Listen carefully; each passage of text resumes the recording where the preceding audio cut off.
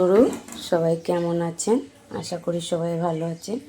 আজকে আমি বানাবো কলমি শাক। এখানে আমি কড়াইতে তেল দিয়ে দিয়েছি।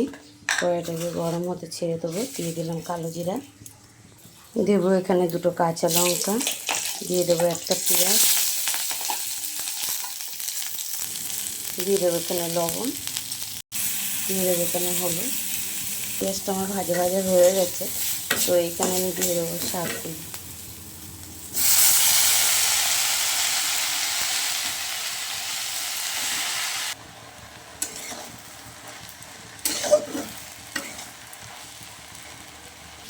শাকটা আমার হয়ে এসেছে। জয়গুরু এই বলে এখানেই শেষ করছি আজকের ভিডিও। সবাই ভালো থাকবেন, সুস্থ থাকবেন।